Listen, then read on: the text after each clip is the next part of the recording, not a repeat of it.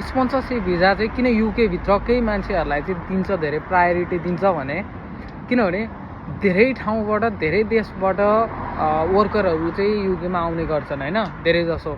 अनि त्यस पछाडि चाहिँ के हुँदो रहेछ भने उनीहरूले चाहिँ धेरै 20-25 लाख 25-30 लाख डिमान्ड गर्ने कम्पनीहरूले, सानो कम्पनीहरूले, अनि उनीहरूले चाहिँ त्यो तिर्न नसक्ने, दिन नसक्ने त्यो स्यालेरी, त्यही भनेर तोकेर आएको जति यहाँ उनीहरूले पे गर्न नसक्ने होइन। अनि त्यस पछाडि श्रम शोषण गर्ने, जस्तै अब 12-13 पाउन्ड के अरे यो आउट अफ लन्डनको चाहिँ 12-13 पाउन्ड चाहिँ मिनिमम वेजेज छ भने चाहिँ 8-10 पाउन्ड अब हुन्छ नि 6-7 पाउन्ड त्यसरी चाहिँ कममा दिने हो। त्यसरी चाहिँ श्रम शोषण गरेको हुनाले त्यही भएर चाहिँ अनि त्यस्तो गर्दाखेरि चाहिँ धेरै जस्तो मान्छेहरू बिचल्ली पर्ने होइन।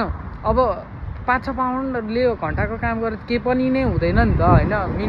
मिनिमम वेजले त गाह्रो पर्छ भने त्योभन्दा नि आधा पैसा तिरेको हुनाले र त्यस्तै विविध कारणहरूले गर्दा र युकेकै मान्छेहरूले चाहिँ धेरै काम नपाउने, जबलेस हुने भएकाले चाहिँ स्पोन्सरसिप भिजा चाहिँ युकेभित्रै भएकोलाई चाहिँ बढी प्रायोरिटी दिने र बाहिरबाट आउनेलाई चाहिँ अहिले रोकेको चाहिँ त्यो कारणले हो होइन। अफकोर्स यार अब कम्पनीहरू बन्द हुन्छ, यताउता सबै कुराहरू चाहिँ गाह्रो छ नि त होइन।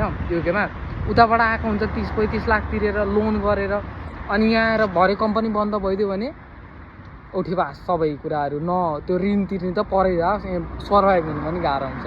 सो गाइज एकदम धेरै चाहिँ सोच्नु होला र कसैले त्यस्तो वर्किङको लागि यस्तो गरेर पैसा लिँदैछ भने चाहिँ सोच्नु होला। Thank you so much.